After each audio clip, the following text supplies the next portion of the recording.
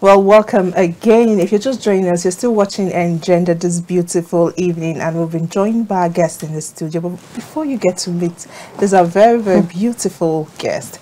Let me take you through what we're going to be talking about this evening. And I'm going to be reading out something to you before I unravel the topic to you.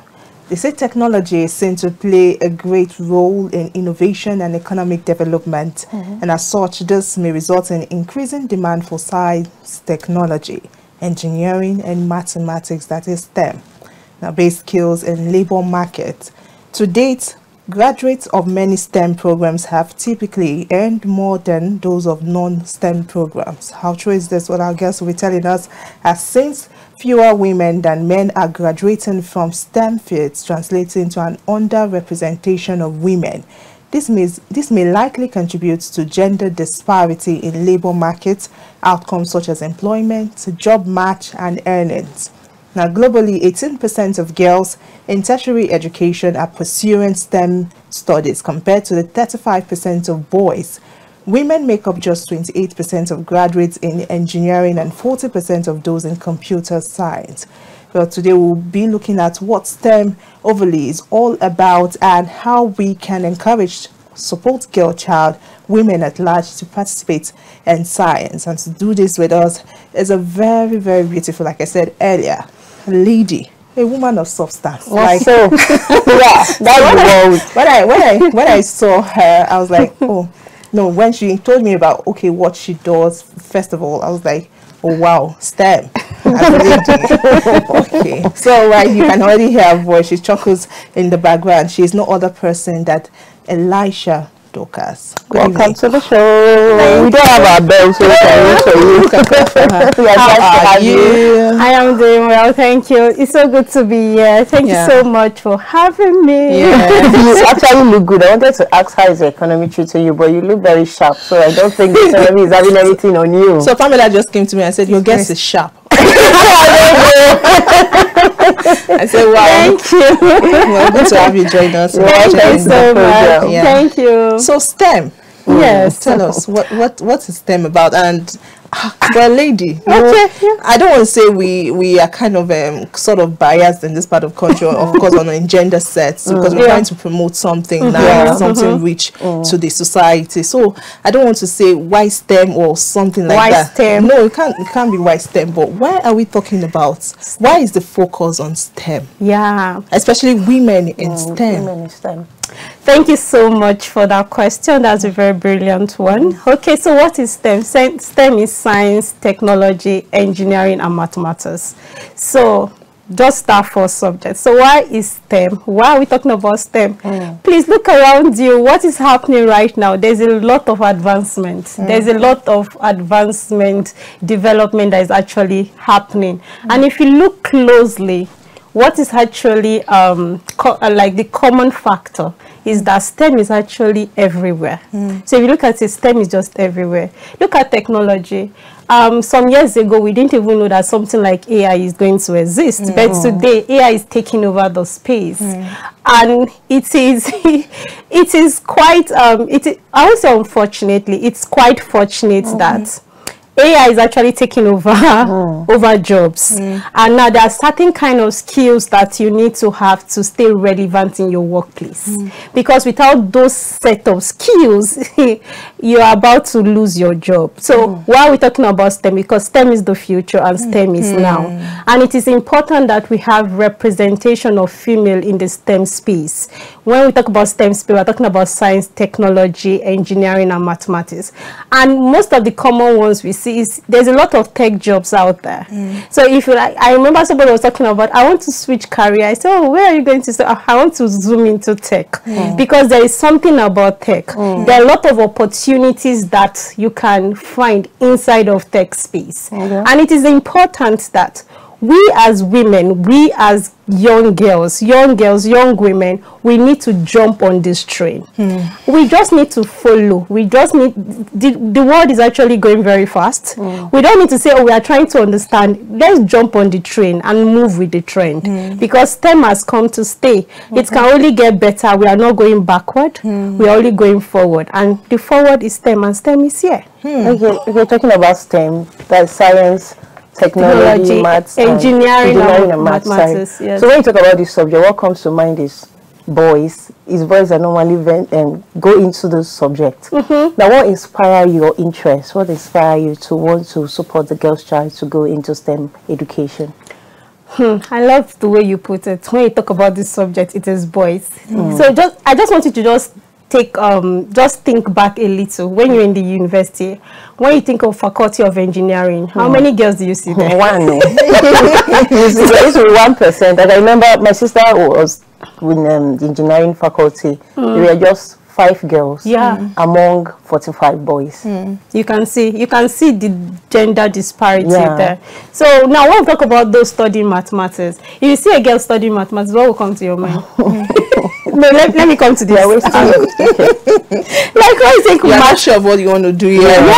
You're not sure. You've not discovered yourself. Who studies math? Yes, so who studies math? Of what subject? Why mathematics? Okay. So I studied mathematics first degree. I have a master's in mathematics, and I did not do it because I don't have anything to do. I did mathematics because I love mathematics. I wanted to explore maths. And the truth is, most of the time when you tell people you study maths, people just say, oh, do you want to be a teacher? Like, no, that is just not it. There is so much opportunities when it comes to mathematics. And mathematics itself is a beautiful subject. But it is quite unfortunate that we don't have a lot of females who are passionate about numbers, who are passionate about the idea of mathematics. And if we trace it back, what is this math phobia? What is the idea of a mass brain? What is the idea of that the female brain cannot actually comprehend or understand mathematics? Where is all of this misconception actually coming in from? And I think these are some of the things we need to start addressing, because let me just pause here and say something. Before now, there are certain jobs that are currently in existence, that are STEM occupations, that 10, 15, 5 years ago, they were not actually in vogue. We didn't have did we have digital marketing 10, 15 years ago? No. Did we have people like those say we are content creators 10, 15 years ago? Do we have people that we say, oh, I am a graphic designer, this is my occupation? Did we have them? Or someone will come and say, I'm a web developer, or I develop apps. All of these things were not in vogue 10, 15 years ago, and today, they are here. They are our current realities. So how can we position the girl child, or how can we promote more female representation in this space? All right, before we go to the how, earlier you were saying something as to we grew up perhaps with this mindset, and perhaps it's something you didn't go there very well. So I want to know why are women having this mentality as to perhaps that withdrawal away from mathematics, not just mathematics, STEM as a whole, the science. Like you said, when you picture a class of science, you're picturing boys, men, and not even the women. So why so? Okay, so I was reading something earlier, and it was quite funny. So if we go back a little, let's go back to nursery classes, where our girls' child, were they doing well with their numbers? Yes. So which class did you notice that they started retardating? Yes, junior school. Why is that so? Because the truth is, science is not magic. Science is process. STEM is actually a process. It's something that is built upon another. It is layer by layer. Remember when we were talking about mathematics before the show, and we talk about steps. Like, they first of all introduce this concept to you, then they introduce the next one. It's a build up onto another. It's not like I'll just pick something from the south and dump it in the north. No, it doesn't work that way. But if you look at it from the very beginning, when we were still much younger, when we were still in like nursery, primary, we were doing very well. with numbers, even in sciences. Sometimes it's the girls that were topping the class. So what happened? How did we, from liking this subject or loving this idea or doing very well, and all of a sudden we are just behind, and the boys are taking the lead? So I used to say there are different factors that actually influence these gaps, and one of the things I would just say is misconception. Okay. One, misconception, and the fact that just that negativity around, oh, mathematics is very difficult because somebody ahead of me had difficulty understanding mathematics or doing very well in mathematics. We come back and sell the idea to me that mathematics is actually very tough. Have you heard of almighty formula? Then you wonder what is almighty formula. If you see algebra, and the truth is I've not even encountered that. I'm already building a wall to protect myself that this thing is actually difficult. That is how we're already cultivating that negative mindset towards the idea of STEM. Then that is how we are growing with that mindset, and then somebody will now come and tell you, she's a girl. Like I was telling you about my auntie when I told her that, I'm studying mathematics, and she felt they wanted to kill me, and I was wondering who is going to kill who. It is me that want to study math. It is me that love numbers. It is me. So it is not about they want to kill your mathematics is difficult, or she's a girl, she cannot do it, or she's a girl, she's not supposed to be in engineering. No, that should not, my gender should not define my occupation or what I want to study or what I want to be. If I am a girl, I want to study engineering. That is what I want to do. Let's go and do engineering. If I'm a girl, I want to do mathematics. I want to do technology. Let's go. My gender should not be the basis or the bias that, this job is not cut out for females. Sometimes you get to hear some people that like, this job is not for females. I've been in some places where when I say I am the one handling this, I'm like, oh, she's female. It is not about being female. My gender has nothing to do with my competence or my ability to deliver on the job. It is me, it is my skills. So you should not judge me based on my gender. So tomorrow, my dad is still very proud of my sister because, like I said earlier, she was in engineering class and she studied petrochemical engineering. Petrochemical, yes. Yeah, petrochemical engineering. Till tomorrow, my dad always goes out and say, "See my daughter." I'm so proud of her. And I'm also no, she did so well. When she was even topping her class, the whole male students were like, "Where is this girl coming from?" Thank you. And she's doing really, really well where she's working now. She's working in the petroleum. So that's a beautiful story. Now you've stated the challenge, the what's it called? The why. Now we want you to go ahead to explain how can female gender go into STEM career from an early age, because you stated earlier that some of them have to jump now from an early age so they can get it right. So let's start by encouraging one another. So don't discourage your daughter because she is female and you tell her, oh, this thing is difficult. Don't sow that seed into anybody's heart that certain subjects in code, or you say, oh, chemistry is very difficult, physics is difficult. Allow them learn, and it is okay to fail.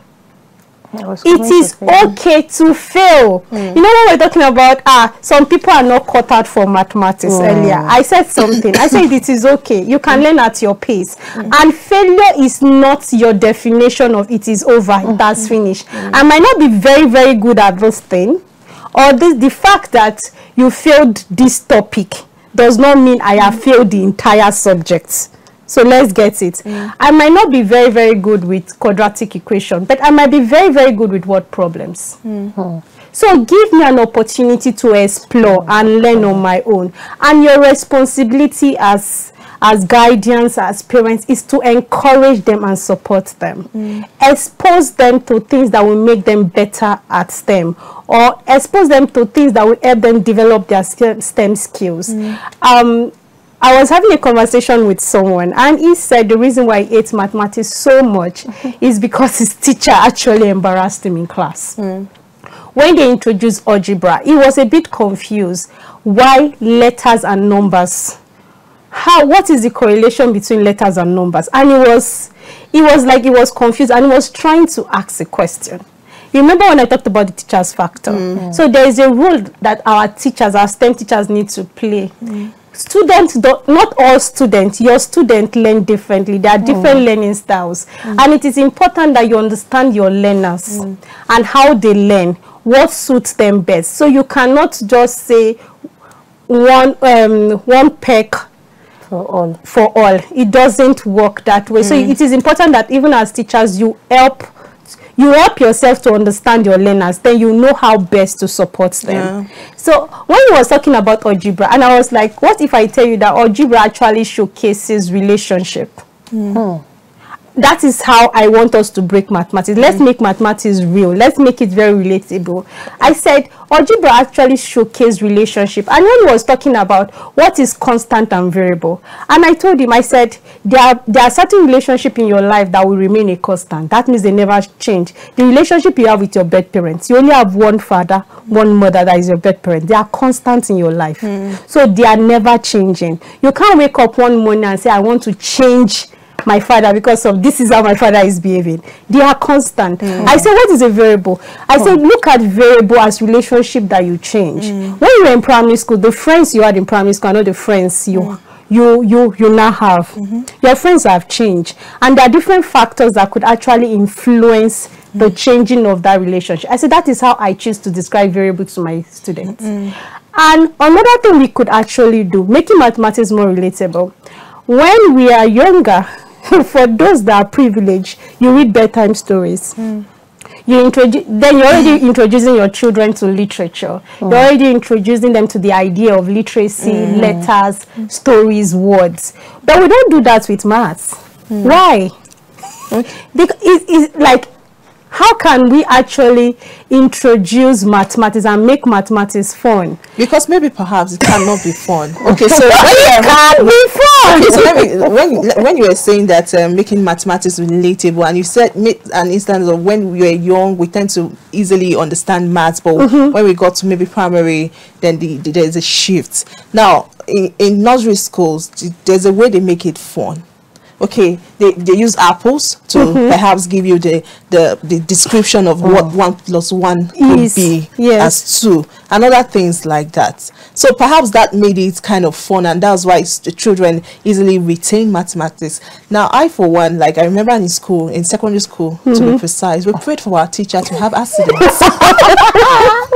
Because it was so difficult. Mean, median, and mode was the simplest mathematics I had, but it was difficult with Mr. Babs. If you're watching, sorry, we actually prayed for him to have accidents so he doesn't come to class the next day. So teachers, like you said, there's a teacher factor, but it cannot be even made easy. Thank you, because that is why we now have what is called STEM education. So the idea of STEM education is how can you make STEM subject hands-on. It is not theoretical. We are not coming to speak English. We are coming to put that concept into practice. It is engaging. It is in practice. We learn by practicing. We learn through play. So, you know, when you're talking about media and mood, I was just laughing in my head. So there's this thing I saw, and I loved it so much. You know, we do a lot of probability, and sometimes they will tell you socks, or they'll use socks, colored balls. What if they could actually see it? What if we actually bring those color balls to class, and we have different boxes, and I blindfold somebody and I just pick randomly, then we could actually see probability in display. It is no longer abstract. See, it will be more interesting because I am now seeing maths. I remember I talked about I did an article and I said, when we see maths, when I'm seeing math like this, it is no longer abstract. It's no longer something I'm trying to imagine or force. Now, when I was talking about the teacher's factor, when we are much younger in nursery, we do a lot of hands-on activities. It was play and learn model. We are learning, we are playing. But the more we grow older, we thought we don't need to play to learn. We just need to be uptight, serious in class with your book in front of you, face the board. And then they write these things that you cannot even comprehend or picture. So I think sometimes let's break it down. Let's picture it. You know, when they'll say 5 men, what problem? 5 men work on the farm for 2 hours. how long will it take 2 men to work on the farm? What if we actually do like a role play, and I bring 5 people out, and I bring 2 people out, so that you will see it. So even by seeing the number of people in front of you, your brain will tell you that it will take a longer time for 2 people to work on the same farmland. That is one step towards having your solution. Because so that means if I am getting anything lower than the time it took 5 men, I know that I'm already wrong, because it's supposed to be higher. That's the idea of role play. The teacher's factor is there, but thank God for STEM education that it is a new educational approach that promotes hands-on learning, and it is not just come, let's cram everything. No, we have to see it. How is it happening? Because a lot of us, well, I crammed maths, I crammed, and I forgot. It's not just maths, even science. So a lot of science concepts. Imagine if we were given that opportunity to actually practice some of these things. Some of us attended secondary schools that our laboratories were not working. So we didn't even have the opportunity to understand some of the ideas of what they are trying to teach us.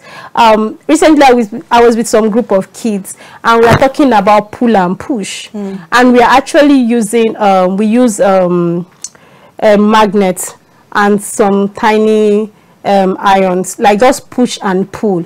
It was so exciting. So now I don't need them, I don't need to come and give them one textbook definition of the idea of push and pull. I can ask you, based on this experiment, based on this experience, if you are to define what push and pull is, you have an idea because you were able to experiment. Now what if we come to class and we say we are trying to learn about cylinder or whichever, or we are talking about cone, and we decide to make a cone? You know, sometimes we draw it on the board. That is how we were taught. But what if we build a cone with maybe cardboard, and we now build the cone, we now measure the height, we measure, do you understand, trying to find the vote. Do you know how it is now interacting, engaging? It is no longer something that the uncle draw on the board. I'm trying to, what do they mean by 3 dimension? What do they mean by 2 dimension? Now I could actually hold it and do it and feel it. It makes it removes that, those misconception or all those confusion. It just gives you this sense of clarity. Everything you've said, if I will start this way, trust me, I would have been the best. Because I like to see. You are still the best. I like to see what I'm seeing. I'm seeing it. Learn easily. Yes, so you're visual learning. I learn easily. Now, how far do you think this STEM education has gone? Like how far, and who is checkmating to make sure most of the schools are using the STEM education? Because it's really important from what you've explained. My sister, that's a very important question. That's our problem. Okay, STEM education, how far? Who is checkmating? STEM education has come to stay. So a lot of countries, a lot of schools, let me know, country is big. Let's make it school. A lot of schools are actually adopting the idea of STEM. So you see some schools that are doing robotics, some schools are doing coding. Those are under STEM. That's the technological part of the STEM. So a lot of schools are trying to make sure that their activities are more hands-on. They promote a lot of hands-on activities. Now, this is where the problem is. Now, as beautiful as this approach is, it is now looking like it is for the rich or the big schools. Like in quote, our public schools are not yet there. So if we now take it further to the group of people I work with, the rural communities or underserved community, there's still a wide gap of inequalities. And that is something that a lot of non-profits such as mine, we're actually working to see how can we bridge this gap. Now, it is important to also note, it is not that public school teachers don't want to adopt this new model. It is one thing to say, I want to do it. It is one thing to be equipped with the right skills to be able to help your students. So there's a place of capacity building for teachers. That, it is the curriculum we are using, how we used to teach in the year 19. It has evolved. It does not work now. Yes. There is a way things are changing. We also need to change. So yes, on paper we need to change, but have we started putting those things in practice in class? One, are the teachers that you expect to actually adopt this model, are they trained on how to use this model? So the responsibility, it is a shared responsibility. Everybody come and take your blame and be going. So I don't know whether you understand what I'm trying to say. So there's just this gap of capacity building, because it is one thing to train the teachers and say, okay, you are well trained, you are well equipped, go into the classroom and start delivering. It's one thing, you did not train the teachers, you did not give them the requirements. You just say, okay, we have adopted, you go to class. What kind of magic do you want these people to perform when they get to class? So I was actually reading through something earlier today, and it got to my mind, or got to me, that while advocacy for equity has continued, and we've been gaining some kind of traction over time. However, it seems as though it is just the political aspect for equity for women, especially that is being considered, and people that is getting much momentum for the time being, and other areas like, of course, the STEM is being neglected. Do you agree? I would not totally agree with that. Yes, there is truth to that statement. There's a lot of noise, there's a lot of awareness politically, which is fine. But I also want you to note that shout, that noise did not start yesterday. It started some years ago. And now certain people or institutions are paying attention. So right now, people are also making noise in different sectors, in different space. We are not where we want to be, but the truth is we are not where we used to be. Yes. So for a small win, we choose to celebrate, and we choose to acknowledge that people are actually making efforts in terms of equity. People are making effort. People are pushing for equity in this space, even in the workspace. There's a lot of, when we talk about gender in the workspace, there's a lot of noise, a lot of push, but now at least that is also gaining a lot of attention. So it's a work in progress, and we're actually making progress, and it is important that we acknowledge that. Okay, what are some of these effective strategy to use to break down this gender stereotype in the STEM field? Okay, so because I'm very passionate about education, I'll go back to education again. Yes.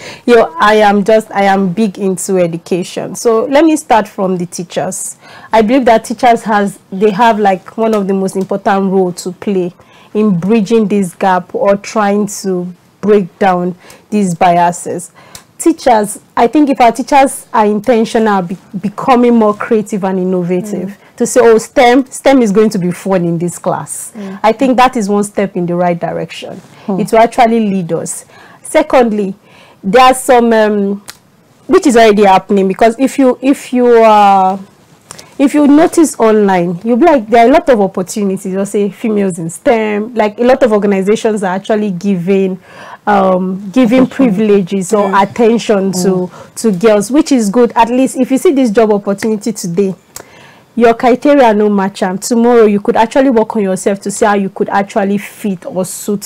So I also want to also commend organizations that are being intentional in encouraging girls. And we see a lot of big institutions, so they do a lot of events to promote girls' child education, or they sponsor. All of those are strategies to encourage more girls into that space. So I think we need to just become more intentional about how we navigate this process. Okay. Earlier still, when I was making my research, I discovered that 28% of these women who perhaps participate in STEM education, actually just 28% out of the number go into the actual job. For instance, you study mathematics and then you're not doing the mechanics, you're teaching. Okay, that's an instance though. So many others too, like they go into they go to class, they learn science, they learn technology, and when they come out, they are not into the actual job. Now, don't you think our advocacy should shift from advocating for more women to kind of learn STEM or participate in STEM. Rather, it should be those who have learned should actually make use of it, because now, whether you like it or not, I just also discovered that biology plays a role in the sense that women, when they are done, and STEM is not something you say you want to pause and wait and come back. Let me take care of children, let me take care of my husband. So perhaps two questions in one. Perhaps it doesn't even favor women biologically, and secondly, women who are already into it, perhaps more advocacy should be done for them to come back into the field rather than bringing in more women to participate in STEM. We need to bring more women. No. We need more women in this space. More women, come. So to answer your question about some women actually study these courses in the university and they're not practicing. It is not only something that is peculiar to STEM. Yes. It is a general problem. So we have people that studied mass comm. They did very well. And truth be said, they are not practicing. They are doing business. But you know, they could easily do mass comm on the phone, online journalism, freelancers, those. That is just one example. You are very correct. Very, very, very correct. But I'm just citing an example that we are STEM subject. So it is not about they don't want to practice. So I just think everybody have different reasons why they make their choices. There are different factors that influences the choices of women in terms of pursuing a career, running a business, or striking a balance between a career and their own family life. There's a lot of factors, and sometimes some women just choose to pause and say, okay, I just want to focus on my family. After so number of years, I'm going to come back. It is usually not easy to say I want to come back because of the fast pace advancement within the space, but I can assure you that quite a number that have been able to come back and they are doing well in their respective field. Because right now somebody is just coming to my head because she paused her career for a certain period, about 5 years or so. So when she came back, she felt like the world have left her behind. She was so frustrated, but she was still willing to learn. She was willing to take up new courses, to unlearn some of the things she knew just to fit into that career space. So it is not a problem that is peculiar to STEM subjects alone. I think it is a general thing when it comes to women. Okay, you've also not answered. I know you said more women should come out. Yes. So to answer the second question of, are we supposed to encourage more women? Yes, we should. I will stand by it. I'm always encouraging people to embrace STEM, because STEM has come to stay, like I earlier said. So now we have courses like, we have jobs like data analysis, data science. What do you think those are? Those are under STEM. The truth is, a lot of things are changing and they are kind of moving towards the direction of STEM. So why wouldn't I encourage my younger ones and say, I will force you, but I will tell you, if this is something you will love to do, why not explore it and see if it is something you will like to run with. If you enjoy it, come on, run with it. You're welcome. We need more women. That's just the truth. The gender disparity is just too wide. You were calling the numbers. So from the numbers, you will know that that means it is not 1 to 5. It's not a case of 1 to 5. It is way bigger than 1 to 5. So based on those numbers you are calling, so we are talking about 1 to 10 or 1 to 50. I can't even remember the number, but the number is actually wide. Okay, now let's talk about the roles of parents in pushing their girl child into STEM, because I can remember that my dad would be like, I want you to study this. This subject is for you. Until today, my dad is still angry with my elder brother. Because he said he wanted him to do civil engineering, and he went ahead to do petroleum engineering. So they're recursive class. So I have people in that civil engineering field that can help your life. So parents always have a role to play in this. What are the roles? Okay, so let me start by saying your father was speaking from a place of love. Okay, yes, he was speaking from a place of love and care. Just like, oh, I have people in this space, so it will be easier for me to help you establish your career in this space rather than this one you're running with. So parents, no.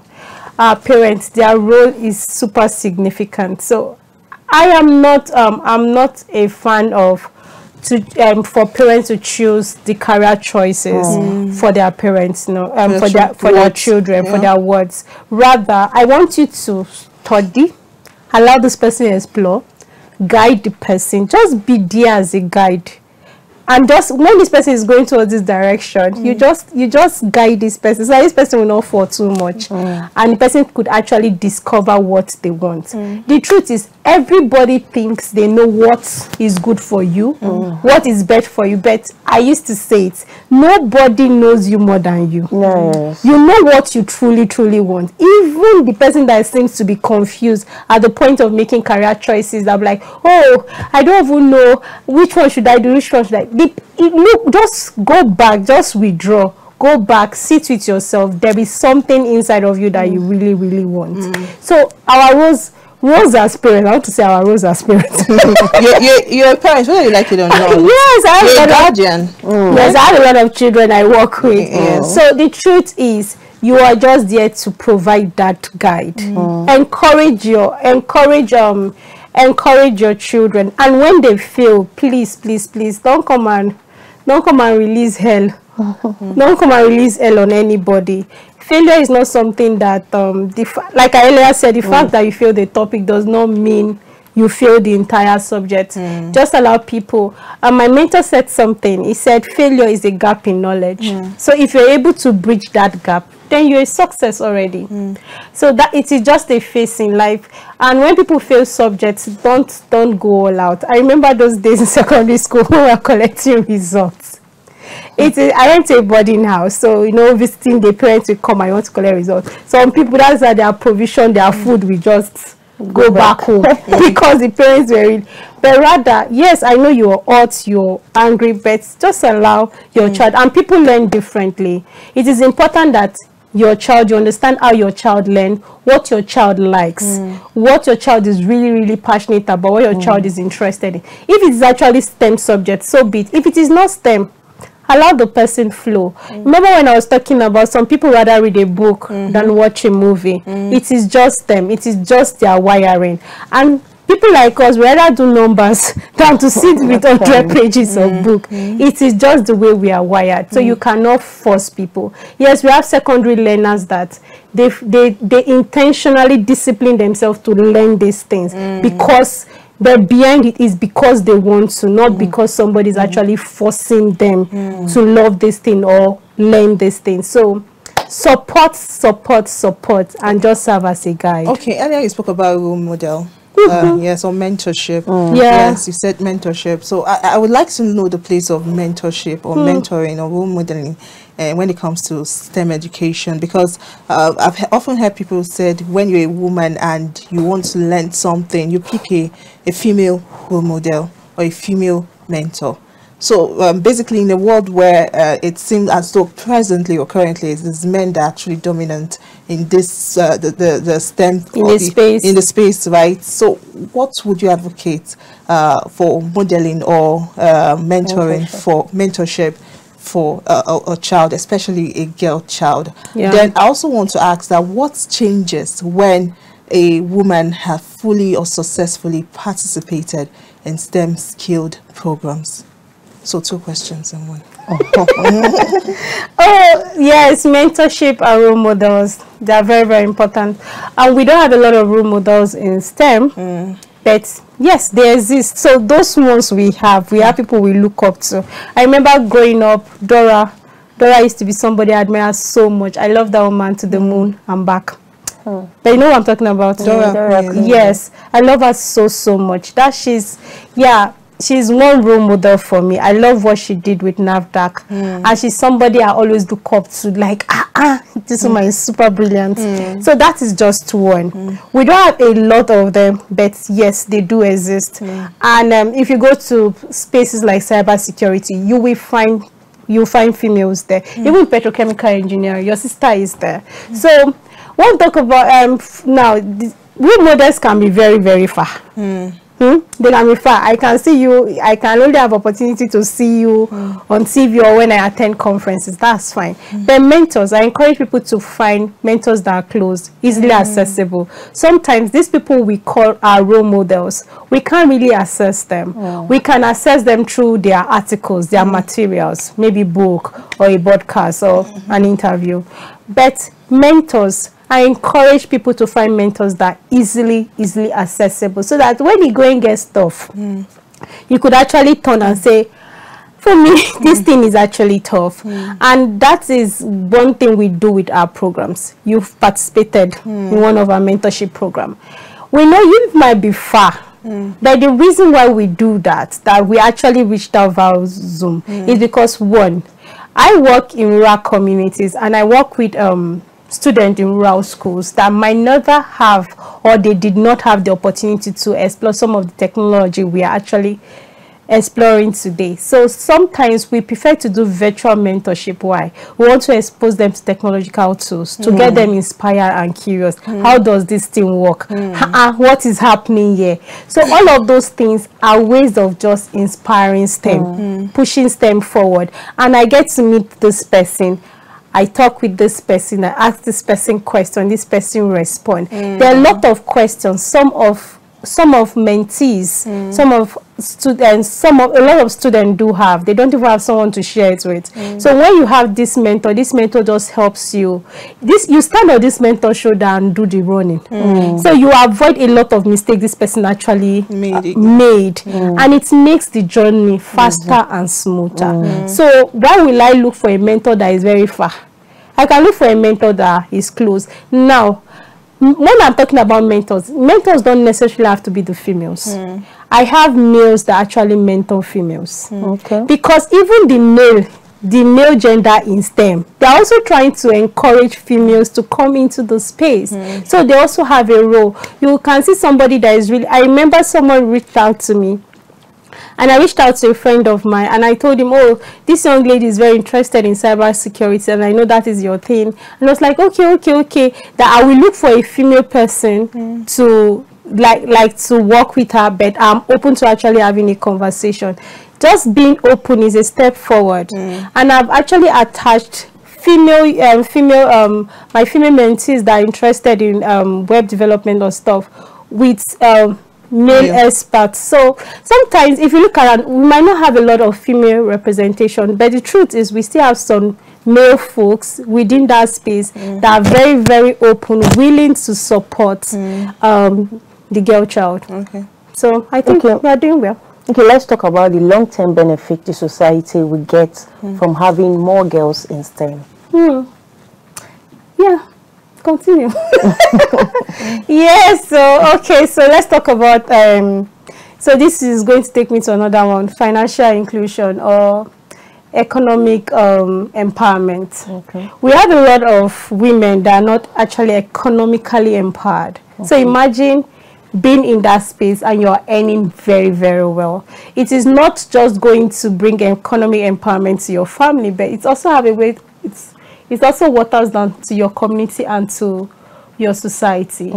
And the beautiful thing about STEM is there are certain life skills that STEM equips you with when you start exploring STEM education: problem solving, critical thinking, collaborative skills, communication, teamwork, all of those things. There are skills that you naturally develop. As you know, when I'm talking about all of those hands-on activities, just engaging, you just see yourself developing those skills. Do you know how vital all of those skills actually interplay in our day-to-day life? I don't know whether I'm answering your question. So it is already like a lifelong skills. It is not when I stop. It comes. Now, whether you like it or not, sometimes your mathematics, some of the skills you learned when you were studying mathematics, like critical thinking, in this job, sometimes it kind of interplay. You see it play out when you're trying to analyze. You are trying to think critically, which one is the best? How will I go forward? You know, when you talked about that, your organizational skill, you could actually trace it back to mathematics. So can you see how it's actually interplaying? It is also interplaying on your job, making you more effective at what you do. So imagine what it's also doing to us as a people and a community. Okay, as we begin to round up, I want you to give one word to educators who are in this STEM education, and also to girls out there who are scared and who have failed before. You've already stated it, but there are people who are already scared to want to go into the STEM space. Yeah, so I want you to give a word to them. People will watch you. Okay, to every girl out there that you're scared, please don't be scared. It's okay to fail. We fail, we'll learn again. And if you're thinking of exploring STEM, or you're thinking of, I want to switch careers to tech, please switch. Oh, I don't want to code. There are some careers in tech that don't necessarily need coding. All you have to do is to do your research. Google is your friend. Embrace it and be nice friends with Google. Google will actually show you all that you need to know. There are a lot of opportunities in the STEM space. Don't deprive yourself of such opportunity. Explore and be the best at what you do. And to educators out there, please and please, I just want to encourage you to become more creative and innovative with how you teach. Be intentional. Go to YouTube. Do research.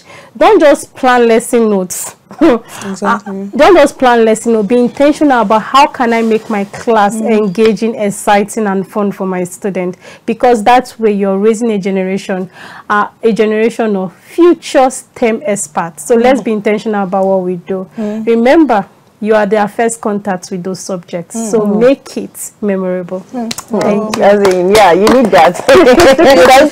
When you say don't just go copy notes, and I remember then my teacher, I'm going to call names now because I'm scared. Then you're scared that the lecturer might fail me. Say it, but I'm not scared. I cannot fail your course. You have your certification. That one, Ezekiel will just come. He will copy notes online. So when we go back online, I think we want to go and research, but we are saying exact thing on the paper. Like, God, what kind of a dull lecture is this? Once the teacher wouldn't even come to the class, they only send their notes for them to copy on the board. And you know the funny thing, we have a lot of accidental teachers. Some people are teachers not because they want to be teachers, because there are no jobs out there. We have to go. We have to go. Dorcas, it's been a very beautiful, beautiful one. You're my sister's namesake. All right, viewers, thank you for joining us on this wonderful episode. I'm sure you did have a wonderful time as to the discussions turn. Please endeavor to support your children. Don't force subjects on your children. Let them do whatever they want. If it's STEM, let it be STEM. If it's art, let it be art. But we advocate STEM. I am Victoria Agbe. I am Pamela Ajoy. But before we go, my highlight for today is you can fail. It's okay to fail, but that's not the end of it. You can fail and you start again, and you might get it right. Thanks for joining us this evening. Bye for now. Bye. Thank you.